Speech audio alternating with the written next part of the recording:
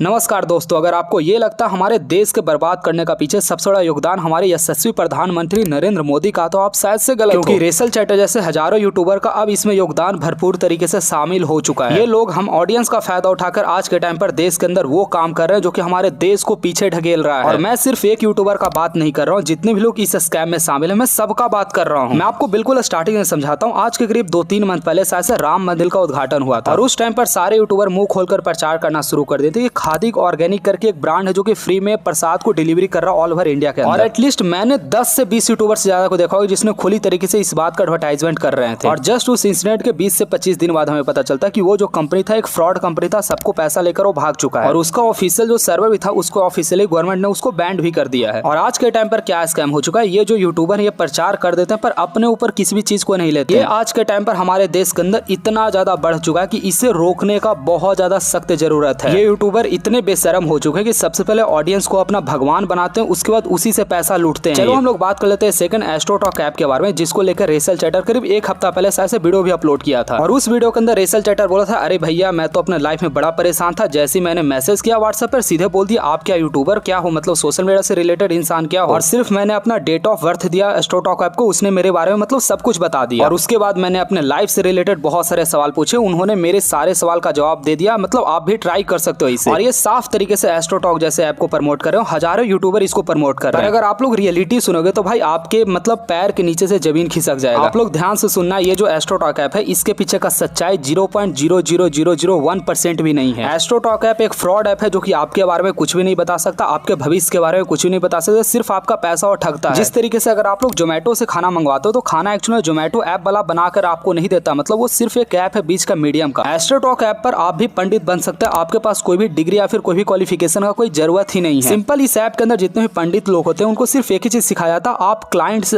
ज्यादा देर तक आप बात करें। और अगर आप क्लाइंट से ज्यादा देर तक बात करेंगे तो मतलब हमारा ऐप का ज्यादा मतलब फायदा होगा। और ये ऐप किस तरीके से फ्रॉड करते हैं मैं आपको बताता हूँ। आपके बारे में इनको कुछ भी नहीं पता होता, ये सिर्फ बस आपके बारे में तुक्के में बात करते हैं। अगर आप ये कहो कि मैं एसएससी का तैयारी कर रहा हूँ तो बस ये बोलेंगे हाँ आप एसएससी का तैयारी करो, आप बहुत जल्द सक्सेसफुल हो जाओ। और इस चीज को आप लोग एक्चुअली जाकर ट्राई भी कर सकते हो ऐप के ऊपर, या फिर आप लोग एक और यूट्यूबर का वीडियो भी देख सकते हो। ज्ञान थेरेपी एक यूट्यूबर है जो कि इस वीडियो को अपलोड भी किए थे, शायद एक हफ्ता पहले, आप जाकर देख भी सकते हो उनके चैनल को। बात है कि भाई आज के टाइम पर ये जो फेक मतलब ये जो ऐप है भाई ये सारे यूट्यूबर को ही खरीद लेते हैं, सारे यूट्यूबर को स्पॉन्सरशिप दे देते हैं। इनफैक्ट जितने भी सेलिब्रिटी हैं भाई, इनफैक्ट ये सारे सेलिब्रिटी को खरीद लेते हैं, सारे न्यूज चैनल वालों को खरीद लेते हैं। और आप जब यूट्यूब खोलते हो आपका फेवरेट यूट्यूबर जब सामने रहता हो, इस बात का दिलासा दिलाता है कि इस ऐप को मैंने ट्राई किया, ये बहुत अच्छा ऐप है, तो आप भी भरोसा कर लेते हो। और आप लोग समझो ये आज के टाइम पर कितना बड़ा स्कैम हो रहा है हमारे देश के अंदर। जिस ऐप में 1% भी सच्चाई ने उस चीज को मतलब पूरा देश प्रमोट कर रहा है। और ऑब्वियस सी बात है भाई, आधा से ज्यादा हमारे देश के अंदर जनता रहता है वो डिप्रेशन में रहता है, जॉब का तलाश में रहता है, तो सारे लोग इस ऐप को ट्राई भी करते हैं। एक तो पहले से गरीब रहते हैं, उसके अलावा उनका मतलब फिर से ऐप के अंदर कट जाता है, क्योंकि भाई मुकेश अंबानी जैसे लोग थोड़ी मतलब ये सब ऐप के ऊपर जाएंगे अपना भविष्य दिखाने। अगर आपको बेसिक अगर थोड़ा सा भी नॉलेज होगा तो आपको पता होगा बचपन में जन्म कुंडली बनता था, जिसको देखकर पंडित जी इस बात को बता सकते थे आपका भविष्य के बारे में। और वो भी चीज भाई पहले के टाइम पर होता था, आज के टाइम पर इस चीज में कोई भी सच्चाई नहीं है। मैं आपको हाईली रिकमेंड करूंगा आप जाकर ज्ञान थेरेपी पे जाकर एक बार वीडियो देख लीजिए, मतलब आपको पता चल जाएगा ये यूट्यूबर कितने दोगले हो सकते हैं। और भाई मैं 1-2 ऐप का नहीं बात कर रहा हूँ भाई, इन लोग 90% जो ऐप का प्रमोशन करते हैं वो सारा फेक ही ऐप होता है। आप लोग देख लो रेसल चैटर करीब मेरे ख्याल से 1 या 2 साल से स्कैम 11 ऐप का प्रमोशन कर रहा है, जिसके अंदर ये बताता कि 1 रुपया में महिंद्रा थार विन कर सकते हैं। जबकि खुद इस बंदे ने मतलब पिछले 2-3 साल यूट्यूब के ऊपर जितना टाइम से काम किया, ये खुद बुलेट खरीदा, ये बता रहा है कि आप 1 रुपया में आप मतलब थार विन कर सकते हैं। अगर आप इन लोगों का वीडियो देखोगे तो वीडियो के स्टार्टिंग में वो इस बात को बताता है कि ये देखो ये बंदा ने जीता 1 करोड़ रुपया, ये बंदा ने महिंद्रा थार जीता, आप क्यों नहीं जीत रहे हो। मतलब ये आपको फोर्स करते हैं आप इस ऐप को इंस्टॉल करो, इसके अंदर जाकर जुआ खेलो ताकि मुझे ज्यादा से ज्यादा मतलब प्रमोशन मिल सके। ये लोग आपको नहीं बताएंगे कि हर रोज हमारे इंडिया के अंदर 102 लोग सुसाइड करें सिर्फ ड्रीम 11 या फिर स्कैम 11 ऐप के कारण। करीब 1 महीना पहले कर्नाटक और बेंगलोर जैसे शहर के अंदर